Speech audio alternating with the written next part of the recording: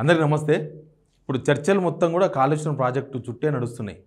కాళేశ్వరం ప్రాజెక్టును మొత్తానికి ఇక వదిలేసేయండి అని కొంతమంది, కాళేశ్వరం ప్రాజెక్టులో పనికిరాదని కొంతమంది, కాళేశ్వరం ప్రాజెక్టు రాష్ట్రానికి గుదిబండిందని ఇంకొంతమంది, కాళేశ్వరం ప్రాజెక్టు వల్లనే రేవంత్ రెడ్డి అప్పులు చేస్తున్నాడని కొంతమంది, ఇట్లా రకరకాలుగా చాలా చాలా చర్చలు ఉన్నాయి. కానీ కాళేశ్వరం ప్రాజెక్టు ప్రారంభించి కరెక్ట్గా 6 years అయింది. 2019 జూన్ 21న అప్పుడు ప్రారంభించిండ్రు. మనకు నిజంగానే గేమ్ చేంజర్ అంటారు. ఈ గవర్నమెంట్లో ప్రతిసారి ఇప్పుడు సన్నబియ్యం గేమ్ చేంజర్ అంటారు. అంటే అంతకుముందు ఎవరు అనమేది అన్నట్టు, వీళ్ళు పెడితేనే అన్నం తింటున్నట్టు. గేమ్ చేంజర్ ఎవరు గేమ్ చేంజరో తెలియదు. కానీ తెలంగాణకు కాళేశ్వరం మాత్రం ఖచ్చితంగా గేమ్ చేంజరే. అంతకుముందు ఇప్పుడు అని ఖచ్చితంగా మనం మాట్లాడుకోగలుగుతున్నాం. ఇప్పుడు కూడా మేము ఇంకా 1 కోటి ఎకరాలకు నీళ్ళు ఇస్తున్నాం, 1 కోటి ఎకరాల వరి పండించిన రైతులు అని అంటే ఆ గొప్పతనం కేవలం కాళేశ్వరం గొప్పతనమే. ఎందుకంటే దాని యూసేజ్, దాని తర్వాత అది కట్టిన తర్వాతనే చాలా మార్పులు వచ్చినాయి. అంతకుముందు ఎట్లుండే, ఇప్పుడు ఏముంది, ఇట్లాంటి చాలా చాలా అంశాలు కూడా మనం మాట్లాడుకోవచ్చు. ఒక్కసారి చాలా క్లుప్తంగా చాలా చిన్నగా చూద్దాం. కాళేశ్వరం ప్రాజెక్టు వ్యవహారం ఏంది, ఆరోపణలు ఏంది, విమర్శలు ఏంది, అన్నిటికీ కొంత సమాధానం దొరకవచ్చు. ఇది నేను చెప్తున్న కాళేశ్వరం జీవధార కాళేశ్వరం. దీనిపైన మనం సబ్జెక్ట్లోకి పోయేకన్నా ముందు సబ్స్క్రైబ్ చేసుకోని వాళ్ళు ఖచ్చితంగా సబ్స్క్రైబ్ చేయండి. కిందనే ఉన్న సబ్స్క్రైబ్ బటన్ నొక్కి మనం సబ్జెక్ట్లోకి పోతే, కాళేశ్వరం అంటే ఇది అన్నీ ఒకటి కాదు.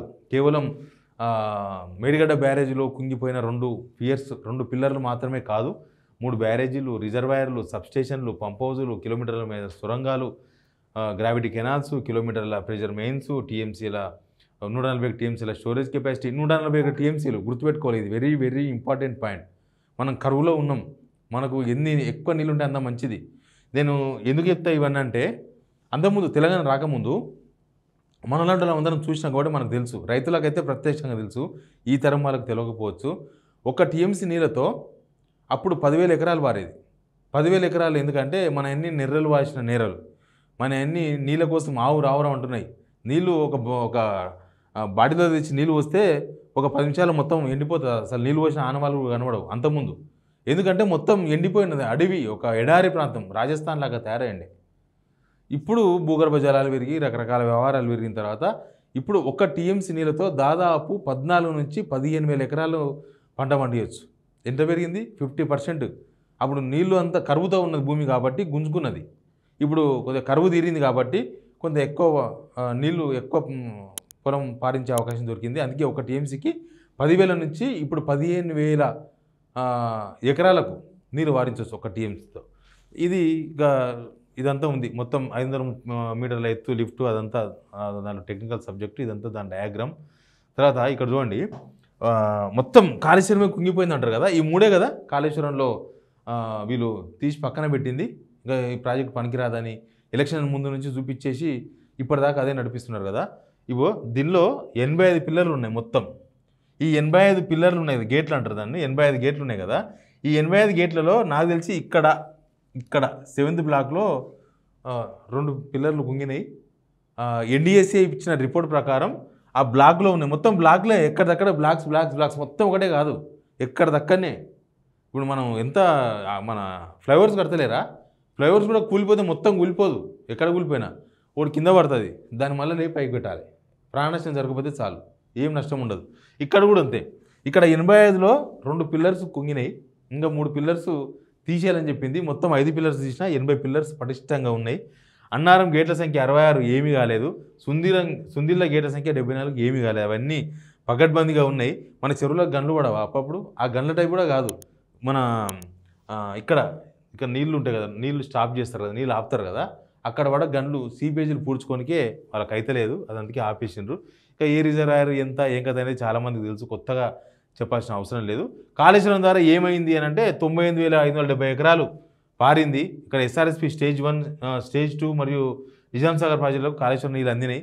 17,08,230 ఎకరాలు స్థిరీకరణ జరిగింది అనేది ఒక రిపోర్ట్, అఫీషియల్ రిపోర్ట్స్. ఇవన్నీ కూడా గవర్నమెంట్ దగ్గర ఉన్న రిపోర్ట్స్, ఇవి కొత్తగా ఎక్కడనో పుట్టించిన రిపోర్ట్స్ కావు.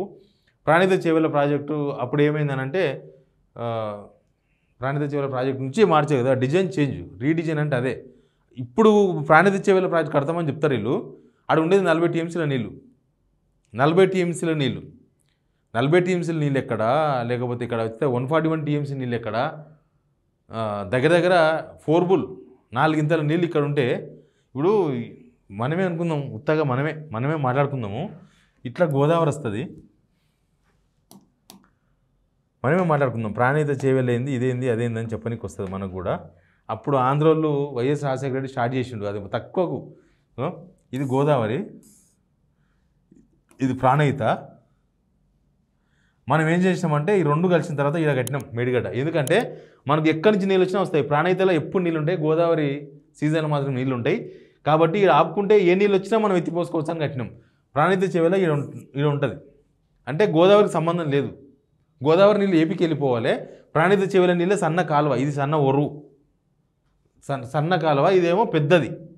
ఈ సన్నదాని మీద కడతాం ఏమంటారు, ఈ ఎన్ని నీళ్ళు ఉంటాయి, ఈ రెండు కడితేనే పెద్దగా అవుతాయి. ఇక్కడ చిన్న ట్రిక్ అది, అందుకే నేను ఆ డయాగ్రామ్ వేసిన మీకు.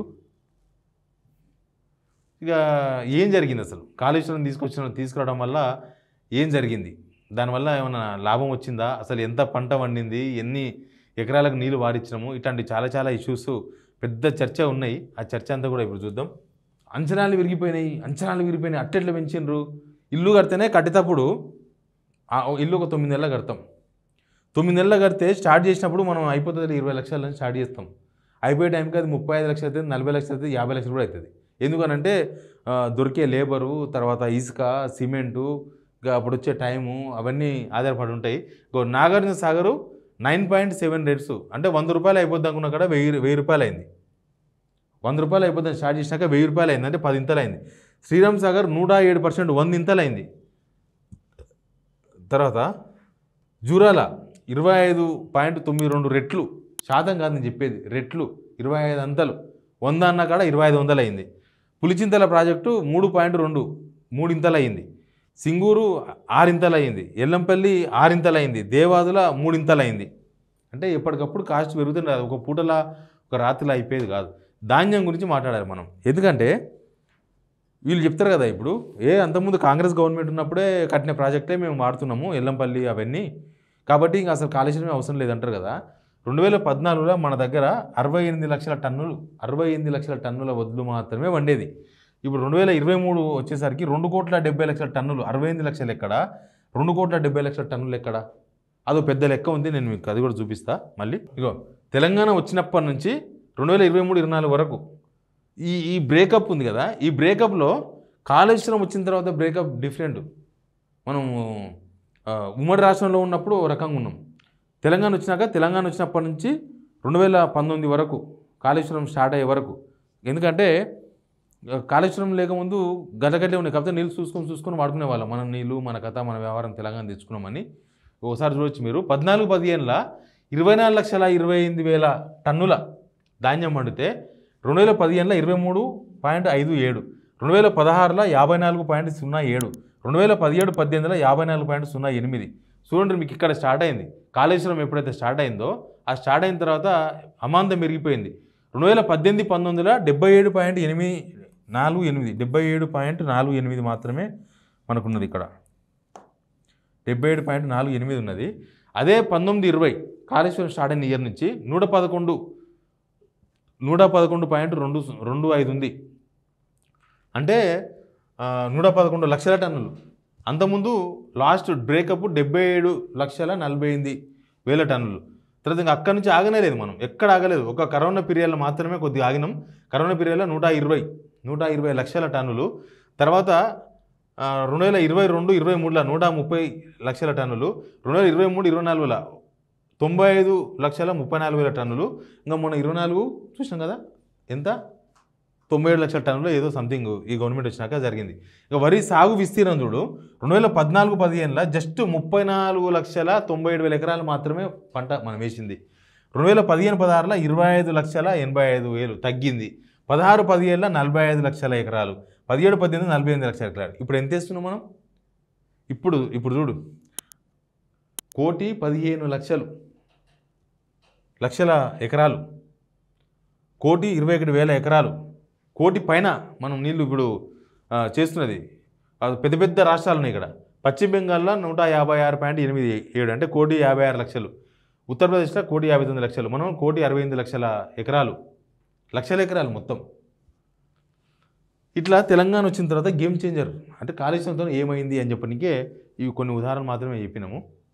ఇక సాగు విస్తీర్ణం చూడండి, 2014లో 31,34,000 ఎకరాల్లో మనం మొత్తం కలిసి పంటలు వేస్తే 2023 వచ్చేసరికి 2,20,00,000 ఎకరాలు. అంతెందుకు గుడ్డిగా మాట్లాడుతున్నామా? సింపుల్ ఒకటే నిమిషంలో క్లోజ్ చేస్తాను నేను. కాళేశ్వరం రాకముందు మన పంట పొలాల ధరలు ఎంత 20,000 30,000. ఇప్పుడు కమ్సే కమ్ 20 లక్షలు 30 లక్షలు, కోటి పైన కూడా ఉన్నాయి అక్కడక్కడ. దేనికి అంటే మన దగ్గర నీళ్ళు వచ్చినాయి కాబట్టి ధరలు పంటలు పండుతున్నాయి కాబట్టి దాని రేట్లు పెరిగినాయి, లేకపోతే ఎందుకు పెరుగుతాయి? ఇంకొకటి 3,004 ఇప్పుడు అసలు కాళేశ్వరంతో ఏం నీళ్ళే ఎత్తలేదు, 50,000 ఎకరాలకే నీళ్ళు పోసిన అంటారు కదా. ఒక పెద్ద సంచలనమైన వార్త బయటకు వచ్చింది. ఏంటంటే లాస్ట్ ఇయర్ అంట కాళేశ్వరం కింద బరాజులు వాడుతున్నారు కదా మోటార్లు, పంప్ హౌజులు, మొత్తం 3,404 కోట్ల కరెంటు బిల్లు వచ్చిందంట. అది ఇప్పుడు గవర్నమెంట్ కట్టలేదు. ఎక్కడెక్కడ వచ్చిందంటే దానిలో భాగమైన మేడారం పంప్ హౌస్ బిల్లు 2,672 కోట్లు, గోలివాడ పంప్ హౌస్ 564 కోట్లు, సుందిల పంప్ హౌస్ సంబంధించి 406 కోట్లు, మొత్తంగా కాళేశ్వరం ప్రాజెక్టు సంబంధించి 978 కోట్ల బిల్లులు కరెంటు బిల్లులు కట్టలేదు. ఎల్ఎంపల్లి ఇతర మైనర్ ఇరిగేషన్ ప్రాజెక్టు 426 కోట్ల బకాయిలు ఉన్నాయి. మొత్తంగా నీటిపారుదల శాఖ 3,404 కోట్ల బిల్లులు ఉన్న కాంగ్రెస్ ప్రభుత్వం ఆ బిల్లులు చెల్లింపులు చేస్తలేదు. మొత్తం 3,400 కోట్ల రూపాయల కరెంటు బిల్లు లాస్ట్ ఇయర్ కడతలేదు. మరి మీరు కాళేశ్వరం వాడకుండా, కాళేశ్వరంతో సంబంధం లేకుండానే మీరు మొత్తం 1,00,00,000 ఎకరాలకు నీళ్ళు ఇస్తే ఈ బిల్లు ఎక్కడి నుంచి వచ్చింది? గ్రావిటీతో నీళ్ళు వస్తాయంటే, గ్రావిటీతో నీళ్ళు వస్తే మరి కరెంటు బిల్లు ఎందుకు వచ్చింది? దీనికి ఎవరైనా సమాధానం చెప్పగలరా? ఇప్పుడు కూడా సంవత్సరాల తర్వాత, మొత్తం 6 సంవత్సరాలు అయింది ప్రాజెక్ట్ స్టార్ట్ అయ్యి, కానీ 4.5 సంవత్సరాలు పర్ఫెక్ట్గా వాడినరు. ఈ సంవత్సరంన్నరలో దాని లింకేజెస్ మొత్తం వాడినరు, ఆ 3 మాత్రం పక్కన పెట్టినరు. ఏమైందో కానీ దీని ఎఫెక్టు మనకు తర్వాత కనిపించే అవకాశాలు క్లియర్గా ఉన్నాయి. ఇప్పుడు వానలు లేవు, వరదలు లేవు, ఏమీ లేవు, చూస్తున్నాం కదా, కరువు వస్తుందేమో అన్నట్లా ఉంది సిచ్యువేషన్. బట్ కాళేశ్వరం స్టార్ట్ చేసి మాత్రం 6 ఇయర్స్ అయింది. అదొక గేమ్ చేంజర్. అంతకుముందు ఎట్లా ఉన్నది, తర్వాత ఎట్లా ఉన్నది మాత్రమే నేను చెప్పిన. Please subscribe signal TV.